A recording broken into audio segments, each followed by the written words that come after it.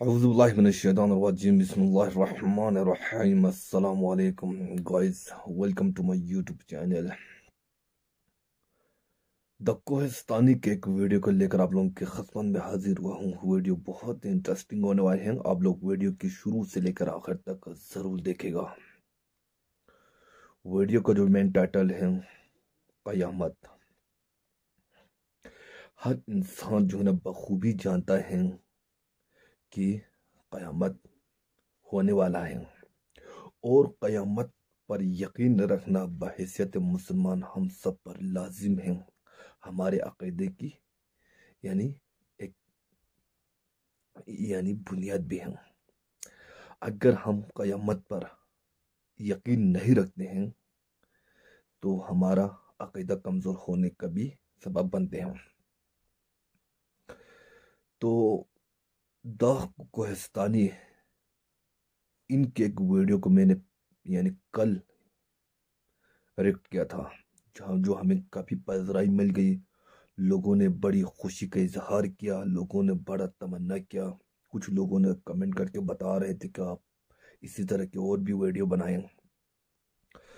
تو ہمیں جو ہے نا اپنی سامعین کو خوش کرنے کے لیے، اپنے سامعین کی دلجوئی کرنے کے لیے، ہمیں اپنے سامعین کو خوش دیکھنے کے لیے میں نے ایک اور بھی ویڈیو ریکٹ کر رہا ہوں، جو انشاءاللہ آپ لوگوں کو بہت پسند آئے گا۔ اس ویڈیو کا مین ٹائٹل ہے قیامت۔ کیونکہ جو ہے نا جبرائیل ایک عام شخص کے بارے میں، ایک عام شخص کے شکل میں آتے ہیں نبی کریم صلی اللہ علیہ وسلم کے دربار میں، اور پوچھتے ہیں یا نبی صلی اللہ علیہ وسلم ہم آپ سے دین سیکھنا چاہتے ہیں۔ تو لوگ بڑا حیرت ہو گیا، بڑا پریشان ہو گیا، اس سے پہلے اس شخص کو مدینہ منورے میں کبھی نہیں دیکھا تھا۔ تو جبرائیل کے جانے کے بعد آپ صلی اللہ علیہ وآلہ وسلم لوگوں سے مخاطب ہو کر پوچھا کہ آپ لوگوں کو پتہ یہ شخص کون ہے؟ تو لوگوں نے جواب دیا یا رسول اللہ صلی اللہ علیہ وسلم آپ بہتر جانتے ہیں، ہم نہیں جانتے ہیں اس شخص کے بارے میں۔ تو آپ نے فرمایا کہ یہ جبرائیل علیہ السلام ہیں، وہ مجھ سے دین سیکھنا چاہتے ہیں۔ کیونکہ جو ہے نا اس دین کو سیکھنا جبرائیل کو تو آلریڈی پتا تھا، لیکن لوگوں کو دین کے حقائق کو صحیح طرح معلوم کروانا تھا۔ آئیے ہم سنتے ہیں دا کوہستانی کو۔ آپ صلی اللہ علیہ وسلم کی وفات سے پہلے انہوں نے صحابہ کو بہت سارے باتوں کا پہلے سے بتا دیا تھا کہ ان کے جانے کے بعد دنیا میں کیا کیا ہونے والا ہے۔ ایک دن حضرت عمر رضی اللہ عنہ باقی صحابہ کے ساتھ آپ صلی اللہ علیہ وسلم کے پاس مسجد نبوی میں بیٹھے ہوئے تھے کہ اچانک ایک بہت ہی روبدار اور ہینڈسم آدمی مسجد میں داخل ہوا۔ ان کے کپڑے ایکسٹریملی وائٹ اور بال بالکل بلیک تھے۔ اس دن سے پہلے انہیں مدینہ میں کسی نے بھی نہیں دیکھا، مطلب وہ مدینہ کے رہنے والے نہیں تھے، اور ان کے کپڑوں اور بالوں سے بالکل ایسا نہیں لگ رہا تھا کہ وہ کہیں دور سے ٹریول کر کے مدینہ آئے۔ مسجد میں بیٹھے سارے صحابہ اس شخص کو غور سے دیکھ رہے تھے۔ وہ آدمی سیدھا مسجد نبوی کے اندر آیا اور آ کے رسول اللہ صلی اللہ علیہ وسلم کے بالکل سامنے بیٹھ گیا اور کہا اے محمد مجھے اسلام کے بارے میں بتائیں۔ اس آدمی کے جانے کے بعد آپ صلی اللہ علیہ وسلم نے صحابہ سے پوچھا کہ کیا تم نے اس شخص کو پہچانا؟ یہ جبریل علیہ السلام تھے اور تمہیں تمہارا دین سکھانے کے لیے آئے تھے۔ آپ صلی اللہ علیہ وسلم نے جبریل کو اسلام کے بارے میں بتایا کہ اللہ کے سوا کسی کو خدا نہ ماننا، محمد کو اللہ کا رسول ماننا، نماز، روزہ، زکوٰۃ اور حج ادا کرنا، جس پر جبریل علیہ السلام نے کہا کہ آپ نے بالکل سچ فرمایا۔ پھر جبریل علیہ السلام نے آپ صلی اللہ علیہ وسلم سے ایمان کے بارے میں پوچھا۔ آپ صلی اللہ علیہ وسلم نے فرمایا کہ اللہ کو ماننا، اس کے اینجلز، فرشتوں کو ماننا، اس کی کتابوں کو ماننا، اس کے پیغمبروں کو ماننا، آخرت کو ماننا اور تقدیر کو ماننا، جس پر جبریل علیہ السلام نے پھر کہا کہ آپ نے بالکل سچ فرمایا۔ جبریل علیہ السلام نے آپ صلی اللہ علیہ وسلم سے احسان کے بارے میں بھی پوچھا، اور پھر جبریل علیہ السلام نے آپ صلی اللہ علیہ وسلم سے پوچھا کہ قیامت ڈے آف ججمنٹ کب آئے گی، جس پر آپ صلی اللہ علیہ وسلم نے کہا کہ جتنا آپ کو پتا ہے صرف اتنا ہی مجھے پتا ہے، مطلب قیامت کے دن کا اللہ کے سوا کسی کو بھی نہیں پتا۔ جبریل علیہ السلام نے یہ سننے کے بعد فرمایا کہ مجھے اس دن کے بارے میں کچھ نشانیاں بتائیں۔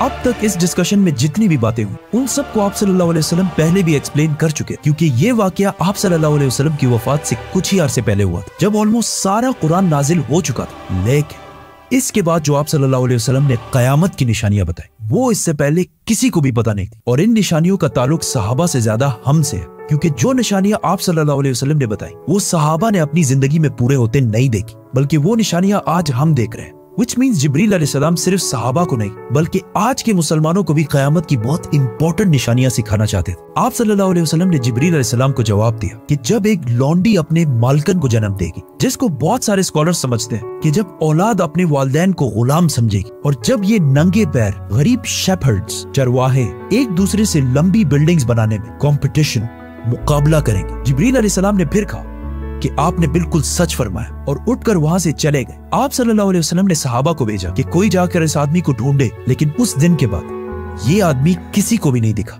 नाउ आप सल्लल्लाहु अलैहि वसल्लम ने नंगे पैर गरीब चरवाहों का जिक्र किया, जिन्हें उस जमाने में अरब बेडुइन्स बद्दू कहा करते थे, जो अरब के बाकी कबीलों से हमेशा दूर रहते थे और कभी भी एक जगह पर नहीं रहते, बल्कि अपने जानवरों के साथ हमेशा ट्रेवल करते रहते थे। मतलब एक खाना बदोश नॉर्मैडिक जिंदगी गुजारते थे। ये इसलिए बहुत अजीब बात थी क्योंकि बद्दू पूरे अरब में सबसे गरीब कबीलों में से होते थे। सिर्फ उस जमाने में नहीं बल्कि इस हदीस के 1000 साल बाद भी ये बेडुइन्स अरब के सबसे लोअर क्लास होते थे। इसलिए सहाबा हैरान थे कि हमारी सोसाइटी के सबसे गरीब क्लास कैसे आपस में लंबी बिल्डिंग्स बनाने में मुकाबला करेंगे। आप सल्लल्लाहु अलैहि वसल्लम के बाद खिलाफत राशिदा हर तरफ फैलने के बाद दुनिया की सबसे बड़ी सुपर पावर बन गई। सिर्फ मुसलमानों में नहीं बल्कि ये उस वक्त तक इंसानों की तारीख की सबसे बड़ी एम्पायर थी, जो अलेक्जेंडर द ग्रेट और रोमन एम्पायर के जूलियस सीजर के एम्पायर से भी बहुत बड़ी थी। इसका फायदा उठाते हुए ये बेडुइन्स पूरे दुनिया में फैल गए, लेकिन फिर भी इनकी सबसे बड़ी पॉपुलेशन इसी अरब के इलाके में रही। आहिस्ता आहिस्ता वक्त गुजरता गया और इनका कल्चर बिल्कुल भी नहीं बदला।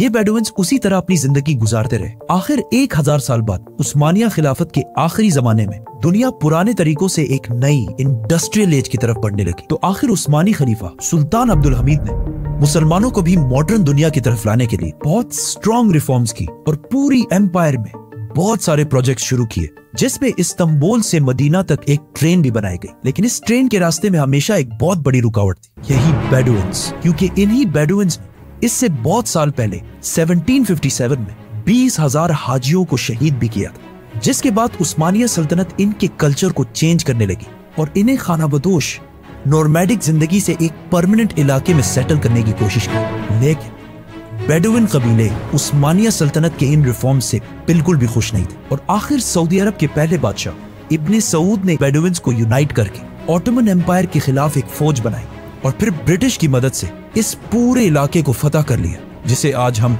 सऊदी अरेबिया कहते हैं। और कुछ सालों बाद इन इलाकों से ऑयल तेल डिस्कवर होने के बाद यही बेडुइन्स, जिनकी इससे पहले कोई औकात नहीं थी, अब दुनिया के सबसे रिच लोगों में से बने और इनमें से बहुत सारे मिलियनियर्स और बिलियनियर्स भी सामने आए। लेकिन तेल डिस्कवर होने के बाद इन सारों को पता चला कि ये ऑयल हमेशा के लिए नहीं रहने वाला, बल्कि एक दिन बहुत जल्द खत्म होने वाली है, जिसके साथ इनकी सारी लग्जरीज भी खत्म हो जाएगी। तो सबसे पहले दुबई के बादशाह शेख मोहम्मद बिन राशिद, जो एक बेडुइन बद्दू कबीले से हैं, जिन्होंने एक बार खलीज टाइम के इंटरव्यू में खुद ये कहा है कि उन्हें बेडुइन कबीले से होने पर फख्र है। उन्होंने दुबई को ऑयल से निकालकर टूरिज्म और बिजनेस की तरफ लाया और बहुत तेजी से कुछ ही सालों में दुबई दुनिया की बेस्ट सिटीज में से बन गई। और फिर कुछ सालों बाद दुनिया की सबसे लंबी बिल्डिंग बुर्जुल खलीफा भी दुबई में बनाई गई। ये अब तक इंसानों की बनाई हुई सबसे बड़ी बिल्डिंग थी। इससे पहले एक जमाने में, आज से 4500 साल पहले, इजिप्ट में फिरौनों के बनाए हुए pyramids, specifically the pyramid of Giza, इंसानों की बनाई हुई सबसे बड़ी बिल्डिंग और दुनिया की सबसे बड़ी बिल्डिंग होने का ये टाइटल इस पिरामिड के पास 3800 साल तक रहा।